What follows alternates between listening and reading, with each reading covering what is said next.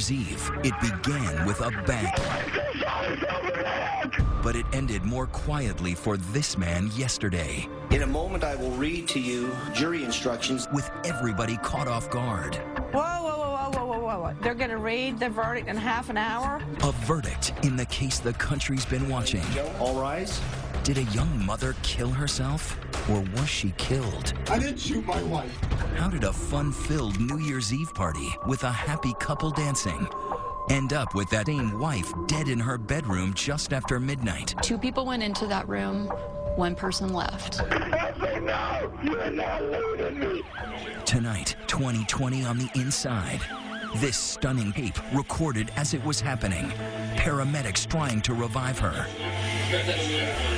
The EMT taking us through that tiny bedroom. Bloodstain, there's a gun right here. Is there any sign of a struggle? And that explosive police video. You're accusing me of killing my wife. I'm not supposed to get upset.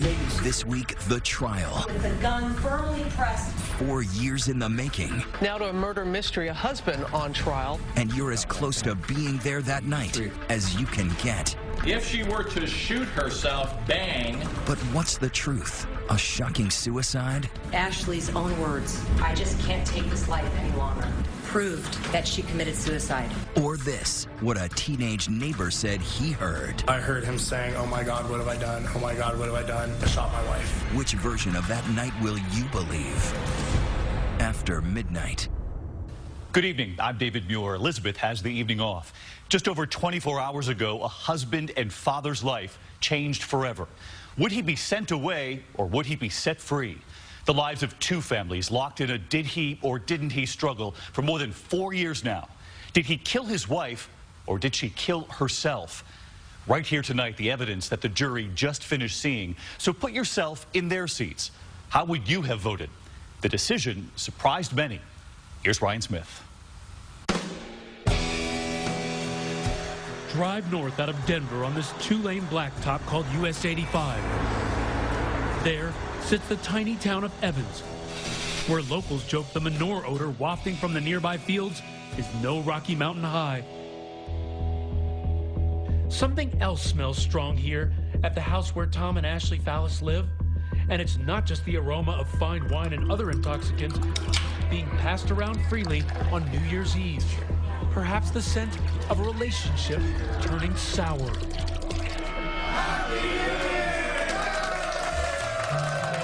Ashley and Tom are a young married couple, hosting a party for friends and family.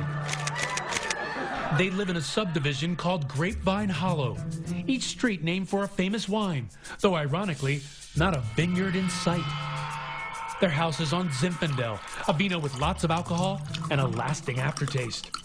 Fitting, since when the alcohol stops flowing on Zinfandel tonight, no one will ever forget. Have you ever seen a case like this before? Something like this, the Ashley Fallis case? No, this has been an extremely high-profile case. James Redman has covered the story for the Greeley Tribune.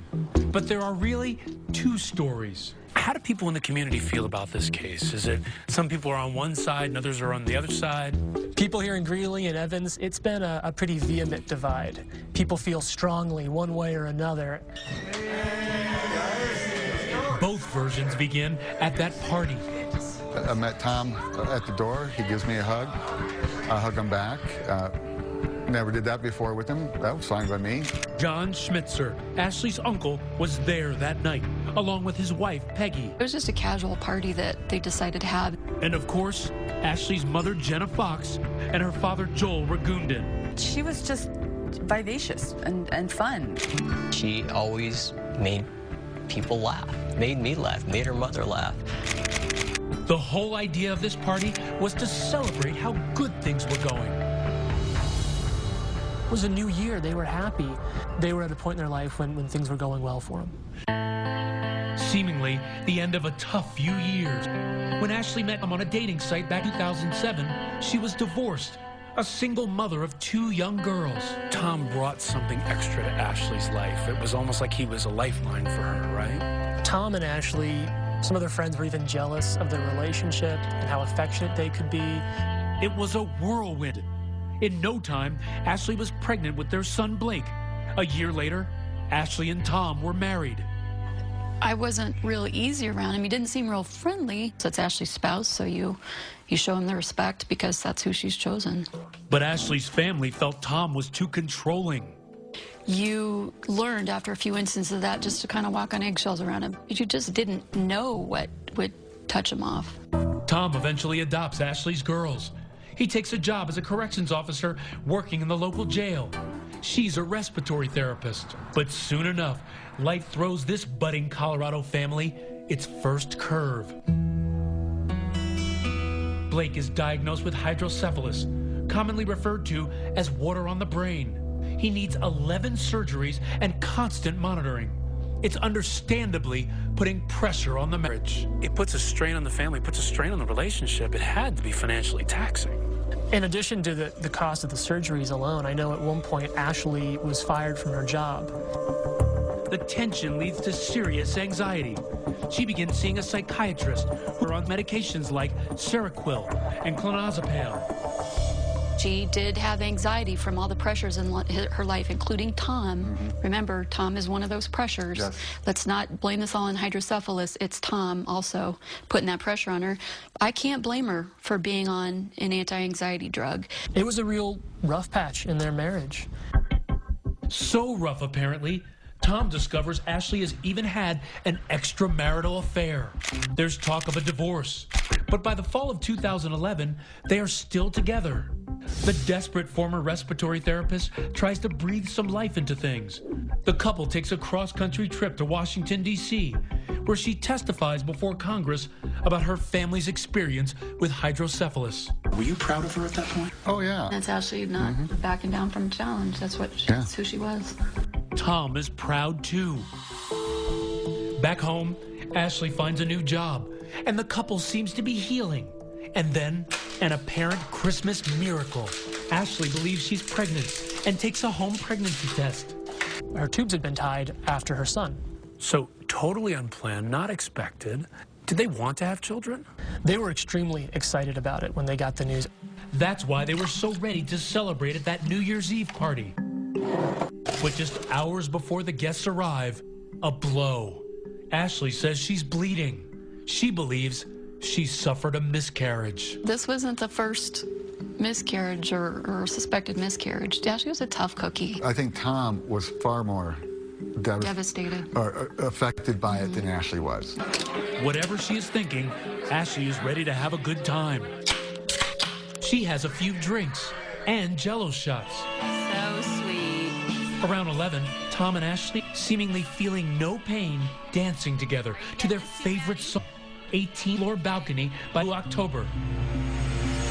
But just an hour later, everything changes. Right around midnight, as the new year dawns, marijuana joins the party, and Tom is upset about it. And it's just like, whoa, what just happened here? I mean, we went from a really fun party to Tom's throwing a fit. It became clear to Tom that Ashley had gotten a marijuana joint from her uncle and that she wanted to go outside and smoke it. He was angry about that, upset about it. It wasn't like she was going to do heroin. It wasn't like she was going outside to drop acid. So I'm looking at him with a little bit of disbelief, going, seriously? Seriously? This is why you're so mad? That's what set him off.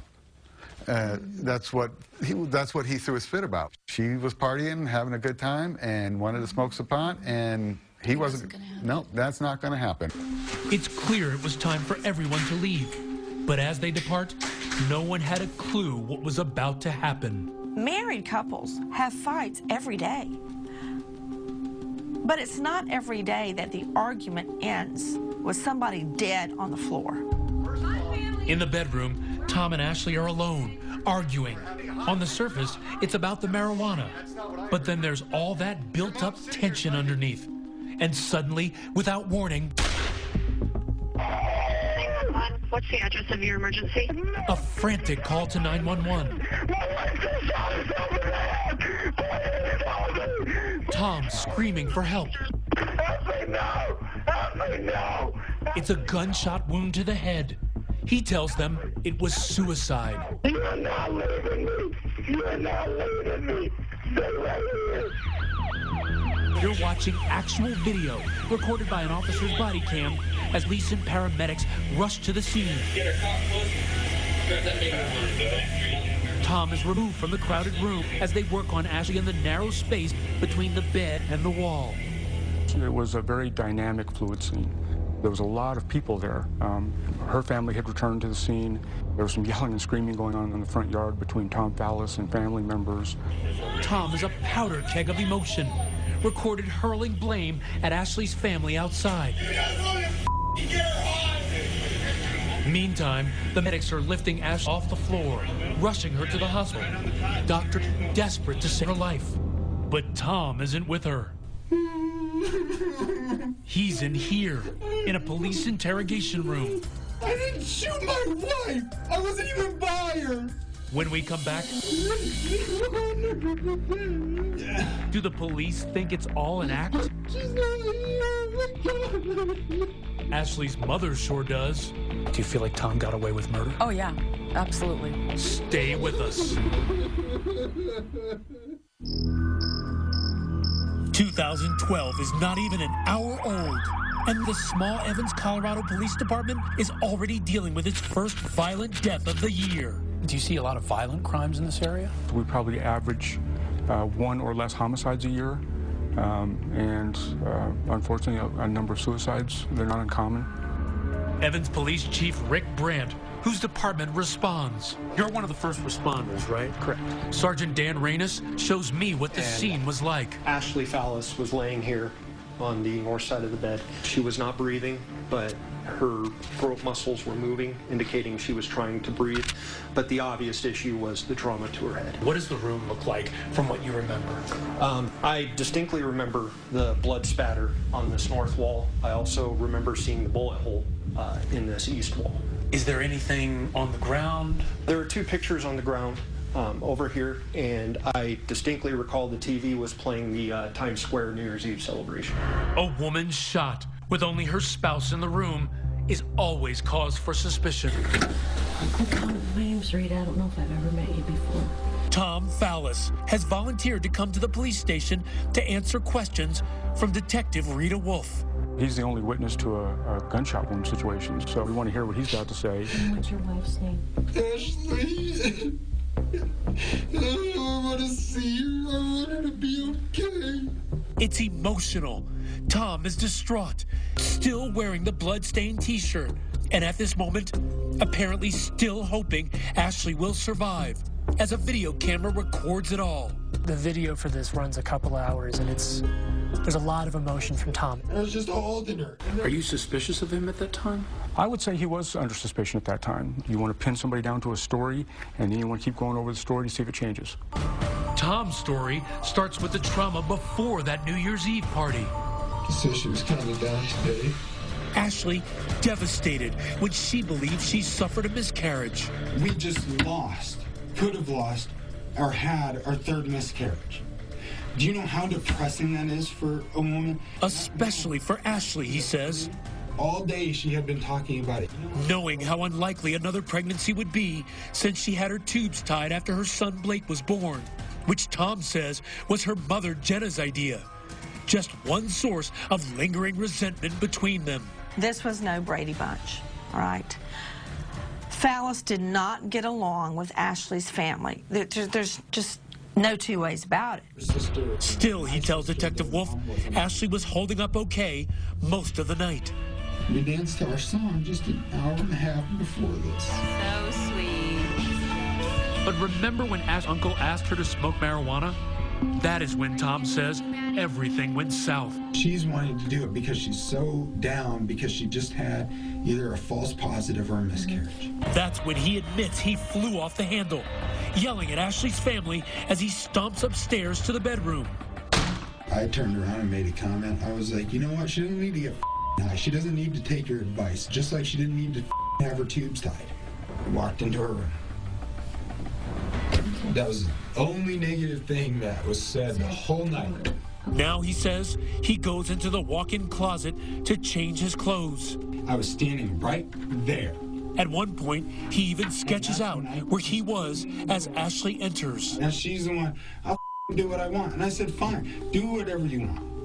And I was pissed. I probably said, do whatever the you want. He says they're on opposite sides of the bed in the tiny room. Tom still lashing out at her from inside that closet. I did swear at her. I did tell her, go do whatever the you want. Ashley is either kneeling or sitting on her side of that bed. Tom says he can't really see her, but he can hear her cocking a gun. She has a 9mm Taurus, and she keeps it under her mattress. Suddenly, he says, with no warning whatsoever. I looked out. I was like, what are you doing? And before I even had a chance to finish my sentence or close the door, there's smoke. I heard it, and there's just smoke. Tom says he tried to staunch the blood coming from his wife's head while he called 911. So you're saying no fighting at all, that she, for some reason, just takes a gun out and shoots herself for some I already reason. told you what happened. That wound on the back of her head isn't where she could do it herself, Tom. It is not. Oh, bull. It is not. Bull. If you get upset like you do like this, is this what you do with You're her? accusing me of killing my wife. I'm not supposed to get upset? That doesn't make sense. And that's when Detective Wolf reveals that officers have already learned something incriminating from a next-door neighbor. There was somebody awake, and they actually heard your argument and your conversation between you and your wife. Really? What conversation was that? She's telling you to get off of me, get off of me. And you're saying, don't leave me, don't leave me. Oh, I didn't say that. See, that's hard for me to believe. He denies anything more than a verbal battle. But the more she presses, the more heated it gets. I didn't shoot my wife. Tell me what happened then. Tell me what happened. Just Why do you told have you. those scratches on your body? She's referring to these, what look like red abrasions on Tom's chest. But he insists he shaved there as a surprise for Ashley. And any marks they see came from his own scratching. Because, he says, it's itchy. Okay. See this? This is a shaved chest. Do you know how bad this hurt and itches? So when I'm sitting there, I do this all freaking day. I mean, really? I shaved my chest for the first time in my life today and got scratches all over myself? But the detective is skeptical. There's scratches on you that you need to explain. And with the tension mounting, tell me what's going on with my wife, please. The detective breaks the news. And I have to let you know, your wife did not make it. Your wife did not make it.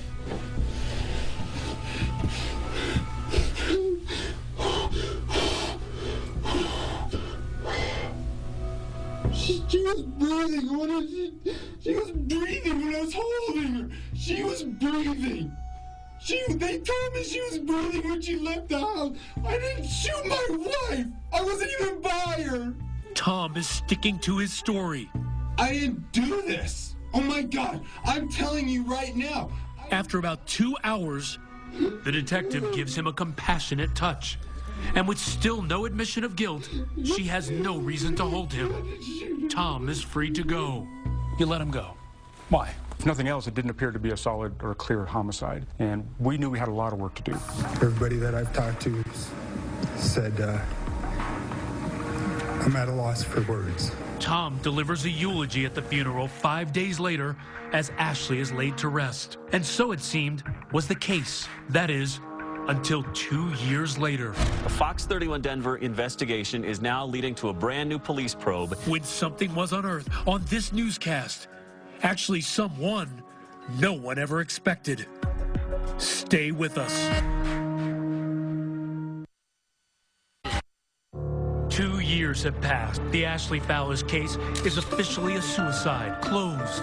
That house on Zinfandel, empty. But for Ashley's mother, Jenna, every day is still New Year's Day. She is fighting on. She was like a dog with a bone. She would not let it go. When police would not cooperate with the mother, Jenna Fox, she found somebody that would. A reporter. For over a year, we have been investigating the death of Ashley Fallis, which then finally, more than 2 years after Ashley's death, in the spring of 2014, this report on a local Fox station reared in like a Denver Bronco. Shocking new information and one damning account. It was right here. Teenager and next-door neighbor Nick Glover, at home playing video games with a friend on that fateful night, who was peering out of his window, overhearing the commotion outside the Fallis house. His earth-shattering revelation? Yeah, I remember I heard him distinctly say, "I shot her." He says he heard Fallis confess. So why didn't the police know this 2 years earlier? Well, according to Glover, they did. The teen claims he told Detective Mike Yates about it on the night of the incident, but somehow it never ended up in Yates's report. Do you think in any way your department mishandled this case? No. Still, in the event that it was a case of Keystone cops, or worse, a cover-up, Evans Police Chief Brandt orders the investigation reopened. Within the last hour, Evans Police announced they are reopening the investigation. And not only was there to be a new investigation, it would be with fresh eyes. The nearby Fort Collins Police would handle the case, and Loveland Police would examine how the original police work was handled. The grand jury met for 3 days. Being indicted by a grand jury. 7 months later, a grand jury hears the new evidence, and Tom Fallis is indicted for murder. Authorities arrested the former Weld County deputy earlier this week. But where is Tom Fallis? The house they lived in sold. Eventually, police tracked him down in Indiana. He moved. Tonight at 11 on News Center 5. Plunging temperatures and 2 chances for snow, timing a wintry blast for your weekend. Mashed potatoes. Thousands of spuds spill all over a local highway. The scramble to clean up the gigantic mess and the impact on traffic. Trial for second-degree murder. This whole trial is essentially going to come down to one question. Does the jury believe Ashley shot herself? Or does the jury believe Tom Fallis murdered his wife? Which is the truth? The prosecution... When the ball dropped, ushering in 2012, no one knew it would be Dick Clark's last Rockin' Eve, nor did anyone know it would be Ashley Fallis' last one, too. Ashley Fallis, who mysteriously died after a family get-together. The 28-year-old found shot at her home in 2012. Now, during a trial more than 4 years in the making. And he's as angry as you can imagine. And it's all directed at her. Her husband, Tom Fallis, stands accused of her murder. And the prosecution is painting a pretty ugly picture. His chest is puffed up, his fists are clenched, he's red, and he's agitated. But their case is about to crumble. Tom Fallis did not kill his wife. The defense tells the jury exactly what Tom said from the moment he first called 911. Ashley shot herself. The jurors hear that entire 911 call. Some are in tears as they listen to the couple's screaming children that night. But Tom is obviously distraught himself. And as much as the courtroom had been told he was in a rage the night Ashley died, Tom's parents, his father Jim, his mother Anna, say it was completely different. They were at the house too that night. When you talked to Tom on the phone at that time, he was hysterical. Yes. He was crying. Yes. And he said he needed you to come back. Yes. Because Ashley shot herself. Yes. Did you ever hear him say, "I shot her"? Never. Did you ever hear Tom confess at that time to shooting Ashley? Never. And remember Jenna Fox, Ashley's mother, who was as vocal as any witness about her suspicions that Tom shot her daughter? On cross-examination, defense attorney Drew Nielsen reveals some deep, troubling family history. Your mother committed suicide. She did. And your brother committed suicide. He did. Both relatives coincidentally ending their life with a gun. And it's that propensity for suicide that Tom Fallis' defense lawyers plan a field day around, lobbing a grenade into the proceedings, telling the jury Ashley had penned her own suicide note months before. I just can't take this life any longer. Ashley's own words proved that she committed suicide. And another shoe is about to drop. You solemnly swear? This man, Dr. Michael Allen, an international expert on suicide, says she gave off many red flags. My opinion is that she had many risk factors and warning signs. Do you believe that Ashley Fallis was a high risk to commit suicide on January 1st, 2012? Yes. And remember, this trial might never be happening if not for the claims that Tom himself supposedly confessed. Suddenly, that narrative is being debunked too. Detective Mike Yates interviewed that teenage eyewitness Nick Glover, who came forward 2 years later claiming he told Yates about it that night. Did Nick Glover ever tell you he heard Tom Fallis say, "I shot my wife"? No. Are you certain Nick Glover didn't say that? I am certain. Another disaster for the prosecution. Former Deputy Chris Graves' testimony that he heard Tom Fallis confess to killing his wife. But the defense questions why he waited 2 years to report this alleged confession. 1 month later is when you were fired, correct? Yes. Terminated for lack of candor, correct? Yes. Terminated for lack of honesty? Yes. And the other officers on the scene say they never heard any such thing. At any point throughout this investigation, did you hear Mr. Fallis indicate that he shot his wife? No. No, ma'am. No, ma'am. If you think things couldn't get worse, just listen to crime scene investigator Dan Gillum. He's a witness for the prosecution, but after more than 400 hours in a lab endlessly recreating the shooting, he agrees with the defense that this was no murder. You believe what occurred was a suicide. His wife shot herself in the head, correct? Correct. About like that. And the defense tells the jury whoever fired that weapon would have gunshot residue, or GSR, on their hands. Ashley Fallis had GSR on both of her hands. Rack. Shoot. Tom Fallis didn't have any GSR on his hand.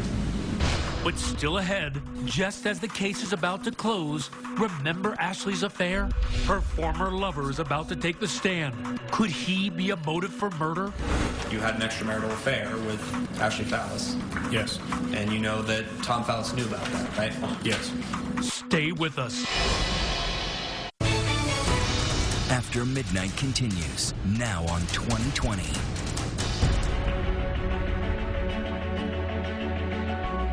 Just yesterday in Greeley, Colorado, just as in every case, in every courtroom in our system of justice, comes this final electrifying moment between crime and punishment. Ms. Carrasco, you may make your closing argument. Thank you. The closing arguments, arguing, just like the people of this community have been doing all these years, ever since Ashley Fallis died of a gunshot wound in her own bedroom, her children just down the hall. 4 years, 2 months, and 31 days have passed since Ashley Fallis died in the early morning hours of January 1st, 2012. And after 13 days worth of testimony from over 40 witnesses, the responsibility in this case is yours. But now, Tom Fallis's freedom is on the line. The prosecutor gets the first crack. Makes sense? Chief Deputy District Attorney Anthea Carrasco, projecting a smiling photo of Ashley Fallis and her son, the youngest of her 3 children. The most important number in this case is 12. And that's the 12 of you. The prosecutor is measured, methodical, merciless. Isn't it rage? Her incriminating evidence aimed as precisely as knives in a carnival act, showing the jury bloody clothing, that crucial blood pattern. You know you've got blood in this area. The prosecutor even going down on her knees several times, demonstrating the impossibility, in her view, of Ashley shooting herself. She basically would have had to have been on the ground, knees pointing at the nightstand, turned this way to look at him across the bed. What's the problem with that? That's not what he said. That's not at all what he said. She urges jurors to question, why so much blood on Tom's shirt? What is his explanation as to how you get so much blood on those shirts? Well, what he demonstrated for you on the ground is that essentially the defendant would have to be on his knees, hovering over her, essentially with his whole upper body over her head. But what's the problem with that? Nobody said that. We are asking that you go back in that jury room, that you give this case the attention that it deserves, and that you return the verdict that justice demands. Then it's defense attorney Iris Aton's turn. She begins the way she started 3 weeks earlier, standing behind her client, Tom Fallis, with her hands on his shoulders. He is innocent. He is not guilty. He did not do this. He loved his wife. That was theater at its best. That humanizes Fallis. That shows she's not afraid of him. I think it very likely had an impact on the jury. The day before, any wild speculation that Tom Fallis would testify and tell the jury directly in his own words what happened was laid to rest with a quiet pro forma exchange with the judge. So have you made a decision? I have. And what is your decision? I will not testify. The defense may have felt they did enough damage to the state's case, not least with an 11th hour witness on the 11th day of the trial. We'd like to call Jedediah Pepping. They dig to the dirty laundry of Ashley Fallis, her infidelity just 6 months before she died with an old high school flame, Jed Pepping. Did you reignite a relationship with her? Yes. The defense attempting to show Ashley was capable of shooting herself. When her pistol wasn't under the mattress, it was in her purse. Were you aware of Ashley Fallis carrying a loaded gun in her purse? Yes. Did Ashley Fallis seem comfortable with the firearm?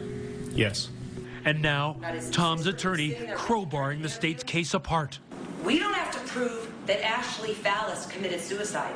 They have to prove that he had her gun beyond a reasonable doubt, held the gun to her head beyond a reasonable doubt, and pulled the trigger beyond a reasonable doubt. Ashley Fallis was a victim of suicide. And Tom Fallis is a victim of a false accusation. But the last word in the case, as Nancy Grace is happy to point out, always belongs to the prosecution. They get to attack and destroy everything the defense just said. And then the jury goes out of the room. And the defense is like, well, but they don't get to say anything back. It's an extremely powerful weapon for the state. Deputy District Attorney Ben Whitney tells jurors, use your common sense, life experience. Go with your gut. Your gut has got to tell you that Ashley Fallis, a 28-year-old mother of three, did not go in 4 minutes from saying goodbye to her family to walking into her room and picking up a gun and putting it to her head and pulling the trigger. It did not happen. The judge gives final instructions, and before it's even time to break for lunch, the jury is out to deliberate. Before the Colorado sky shows the first sign of darkness, the jury sends word they're ready to return. We got word right as we were wrapping up our interview with Nancy Grace. They've got a verdict. They have a verdict. Stay with us. For 3 weeks, this quaint Mexican cafe across the street from the courthouse played host to both sides, Ashley Fallis' family and the defense, during breaks in the trial. But yesterday, it wasn't the hot sauce making Tom Fallis sweat. As he waited for the jury's verdict, he barely had time to finish his rice and beans. The jury only deliberated 3.5 hours after weeks of testimony. That is a swift verdict. And sometimes that's a good sign for the prosecution. Ladies and gentlemen, the jury has reached a verdict. Judge Thomas Quammen read the jury's sudden decision to a packed courthouse. We, the jury, find the defendant Thomas Fallis not guilty of murder in the second degree and all lesser included offenses.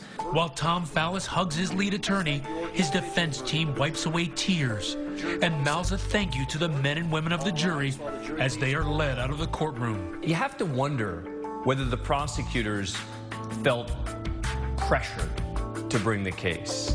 Even the crime scene evidence was at best conflicting. Most people would have been shocked if there'd been a conviction. And in the wake of that verdict, a challenged police force has had to look itself in the mirror and ask its own questions about how they handled the case. So you thought it was a homicide? I did. And now? Now I believe it's a suicide. What changed for you? The forensic evidence, the forensic analysis, all the information gleaned by the investigating party. Once I was filled in on all of that much later, I was very comfortable with agreeing that it's a suicide. Now, 4 years after that New Year's Eve party ended in tragedy, Tom Fallis is a free man, free to return to Indiana and to his children. And Ashley's death, it stands as it was, a suicide. Her mother, Jenna, and her father, Joel, find that hard to accept. What did you think when you heard that verdict? Shock. Complete shock. 3 hours. They had lunch, picked a foreman. I don't think they went through any of the evidence. People who know Ashley know that she would never have killed herself. Joel, 3 weeks ago, you held up a sign that said justice for Ashley. Yes. Do you believe you got justice for Ashley? No. No. I am heartbroken on that.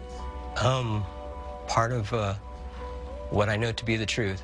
Ashley had a zeal for life. Ashley loved life. I will always remember her as the child, the daughter that I've always known and loved. Ashley being remembered tonight. And that is our program for tonight. Thanks so much for watching. I'm David Muir. For Elizabeth and all of us here at 2020 and ABC News, have a great weekend.